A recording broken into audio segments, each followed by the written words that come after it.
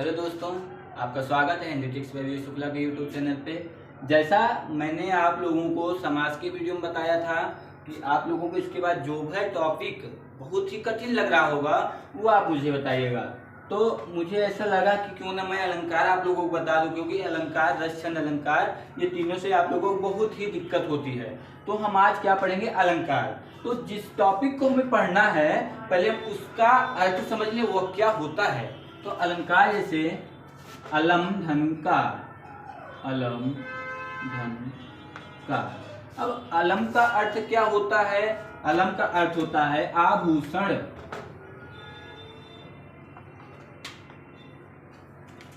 अगर आप 9th के स्टूडेंट हैं या 11-12 के, तो 11-12 के हैं, तो आप लोग शब्दशः नोट्स बनाइएगा भैया, बहुत काम देगा आप लोगों को। और कार मीन्स धारण करने वाला, यानी अलंकार का अर्थ हो गया आभूषण को धारण करना। अगर हम लोग किसी कविता में अलंकार नहीं है तो वो कविता कविता नहीं रह जाती है, बल्कि बहुत ही नीरस लगने लगती है।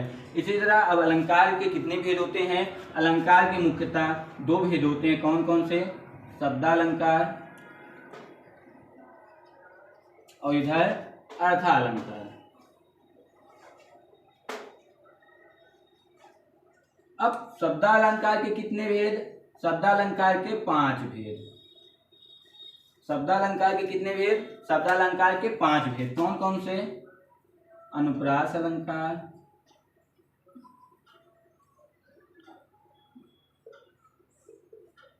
यमक अलंकार, श्लेष अलंकार, वक्रोक्ति अलंकार और वीप्सा अलंकार। ये हमारे क्या हो गए? शब्दालंकार के 5 भेद हो गए। शब्दालंकार के कितने भेद? शब्दालंकार के 5 भेद। शब्दालंकार के कितने भेद? शब्दालंकार के 5 भेद। कौन कौन से भेद? अंतरास, यमक, श्लेष, वक्रोक्ति, वीप्सा। अंतरास, यमक, श्लेष, वक्रोक्ति और वीप्सा।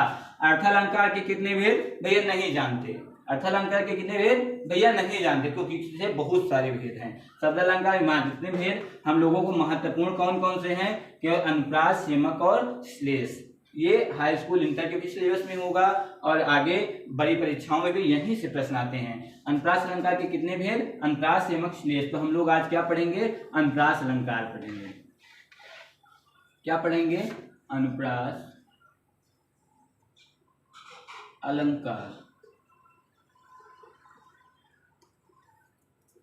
अब वहां पे जैसे अनुप्रास अलंकार के मैंने शब्दालंकार कितने भेद बताए, उसी तरह यहाँ पे अनुप्रास अलंकार भी 5 भेद हैं, लेकिन उन 5 भेदों को हमें नहीं पढ़ना है। कौन कौन से? मान लीजिए अगर पूछ ले कौन कौन से भेद हैं, तो मान लीजिए वर्णान, 2 प्रकार इसको भी बांटते हैं, वर्णानुसार और शब्दानुसार। वर्णानुसार में 4 भेद, शब्दानुसार में 1 भेद। वर्णानुसार में 4 भेद कौन कौन से? छेकानुप्रास, सूत्रानुप्रास, वृत्तानुप्रास, अंतानुप्रास और शब्दानुसार में 1 भेद, लाटानुप्रास। तो इसको हम लोग पहले अनुप्रास अलंकार को समझते हैं, फिर अगर आवश्यकता लगी तो अनुप्रास अलंकार के भेद भी समझेंगे। बिल्कुल ट्रिक के माध्यम से बनाया हो भैया। इसको अनुप्रास अलंकार पहले समझते हैं। अगर आपको वीडियो अच्छा लगे तो अपने दोस्तों को भी इसे पहुंचाइएगा। कैसे हम मात्र कुछ ही शब्दों को रूट शब्द के माध्यम से अनुप्रास, यमक, श्लेष को खत्म करेंगे। जब एक ही वर्ण की आवृत्ति हो तो क्या कहते हैं? अनुप्रास अलंकार।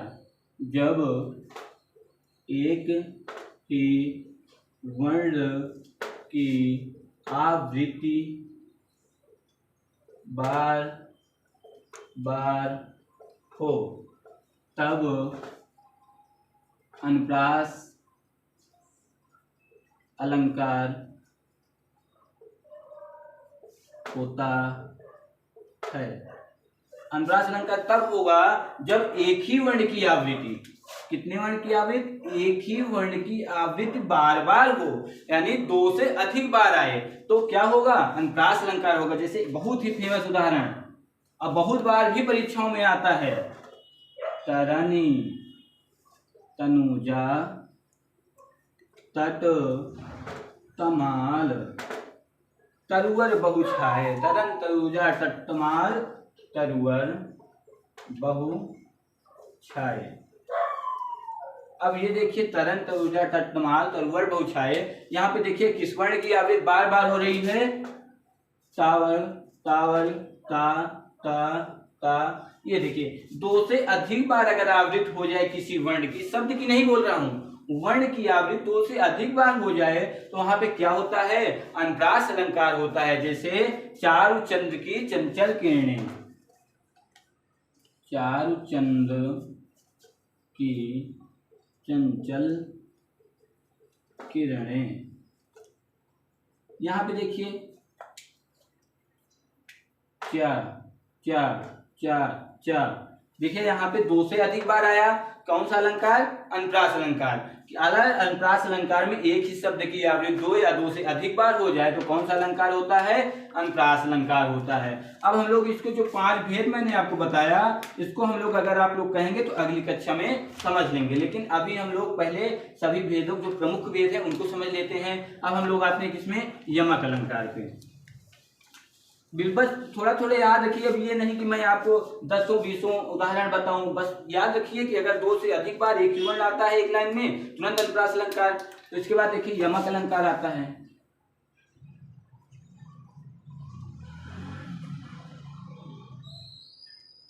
अब यमक अलंकार की परिभाषा क्या होती है भैया, यमक अलंकार की परिभाषा होती है, दो जो शब्द अलंकार के, यमक अलंकार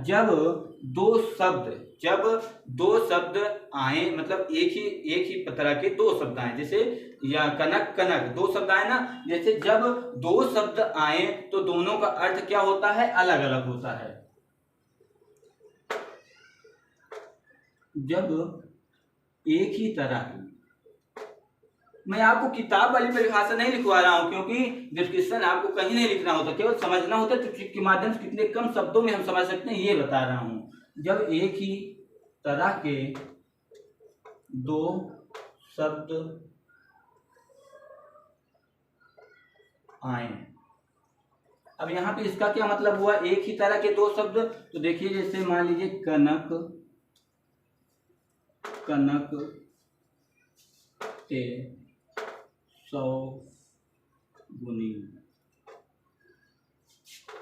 मां दत्ता अधिकार।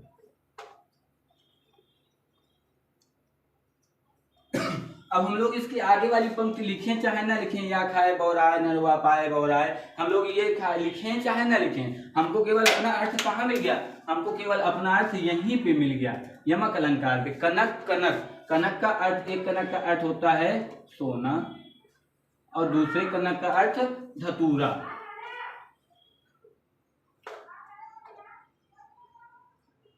धतूरा, ये देखिए, इसको पाने से भी आदमी बौरा जाता है, नहीं बोलता अपने दोस्तों से, और धतूरा खाने के भी दिमाग नहीं काम करता, वो अपने आप को सबसे बड़ा गुंडा समझा तो समझ लेता।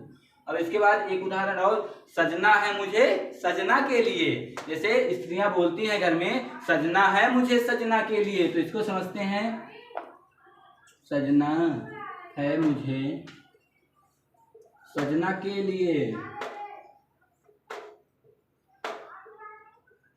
अब देखिए सजना, यहाँ पे एक सजना तो उनके कौन हो गए, उनके पति हो गए। एक सजना का अर्थ क्या हो गया, पति। सजना है मुझे सजना के लिए, लेकिन इस सजना का अर्थ क्या होगा, सजना का अर्थ तो यहाँ पे पति होगा।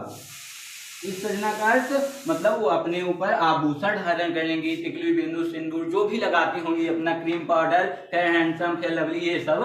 तो यहाँ पे हो जाएगा क्या, संवरना, सजना संवरना।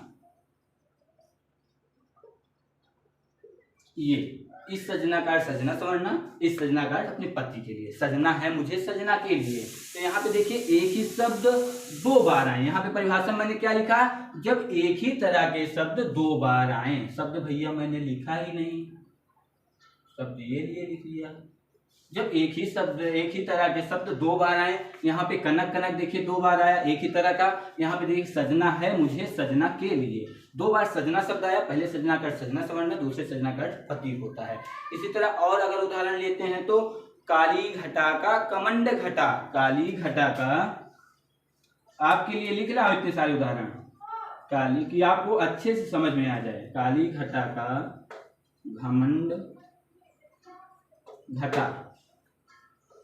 अब इसमें आप लोग बताइए कि कौन से दो शब्द हैं जो मिल रहे हैं। अब भैया आपने बोला दो शब्द एक जैसे ही मिलेंगे, तो यहाँ पे एक घटा देखिए ये है और एक घटा ये है, ये दोनों क्या हो जाएंगे, काली घटा का घमंड घटा। यानी एक घटा मतलब क्या होता है, काले काले क्या होते हैं, बादल, काले काले बादल, यानी काली घटा, यानी एक काले का मतलब हो गया बादल और एक घटा मतलब घटाना। तो बादल लिख भी लीजिएगा, बादल, और इसका मतलब घटाना,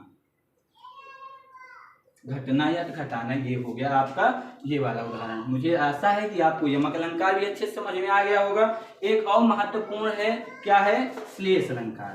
और अगर भैया आपको वीडियो लगे ना कि कम समय में हमको ज्यादा मैटर दिया जा रहा है, कम समय में हमको ज्यादा मैटर दिया जा रहा है, तो अपने दोस्तों को भी कृपया शेयर करिएगा, क्योंकि बहुत ही मेहनत के लिए आप लोगों के लिए बहुत अच्छा अच्छा कंटेंट तैयार किया जाता है कि कम समय में आप लोग अगर इसी को दूसरे वीडियो में कहीं देखेंगे तो इसी को 1 घंटे में बताया जाएगा, मात्र 2 उदाहरण या 3 उदाहरण। हेलो बच्चों, मैं आ गया हूँ, ये सब करके 1 घंटे समय आपका खराब करेंगे।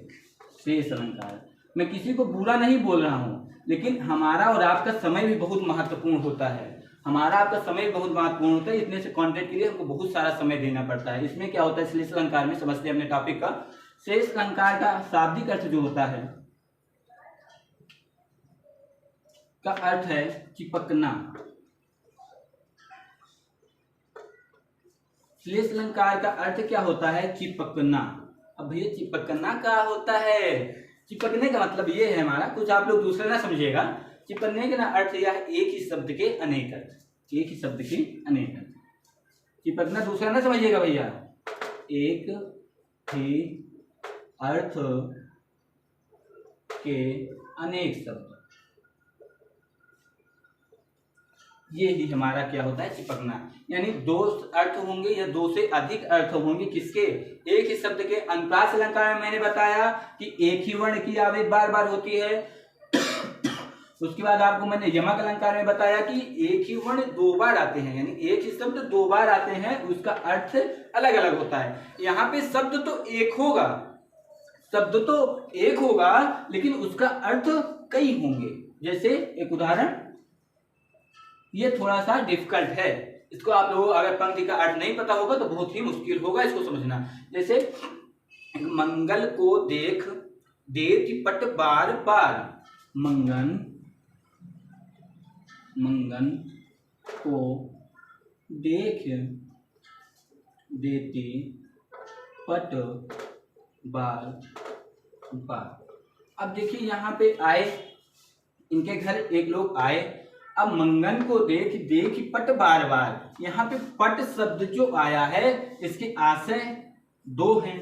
एक पट का अर्थ होता है दरवाजा, एक पट का अर्थ होता है दरवाजा, और एक आप लोग पट का अर्थ अगर पर्यायवाची शब्द पढ़े होंगे तो वहां पे होता है वस्त्र, वस्त्र, और एक पट का अर्थ होता है दरवाजा, दरवाजा। अब यहाँ पे मंगन नाम का कोई व्यक्ति है, मंगन नाम का कोई व्यक्ति है, तो एक औरत है, तो मंगन को देख के दरवाजा बार बार बंद कर लेती हैं। मंगन को देख दरवाजा बार बार, यानी मंगन को देखकर दरवाजा बार बार बंद कर लेती हैं। और इसका एक दूसरा अर्थ यह लगाया जा सकता है कि मंगन को बार बार वस्त्र दे रही हैं। श्लेष अलंकार में देखिए एक ही शब्द में 2 अर्थ चिपके हुए हैं, इसलिए यहाँ पे क्या हो जाता है, श्लेष अलंकार होता है। जैसे एक उदाहरण, और आप लोग को थोड़ा सा वो वाला ना सिंगारिक वाले उदाहरण ज्यादा पसंद आते हैं। कौन से, सिंगारिक वाले, तो हम उसी को देखते हैं। प्रियतम बतला दो मेरा लाल कहाँ है। ये तो सिंगारिक नहीं है, हमने प्रीतम देखा तो हमने सिंगारिक समझा, लेकिन ये सिंगारिक नहीं है, ये वात्सल्य रस के उदाहरण है।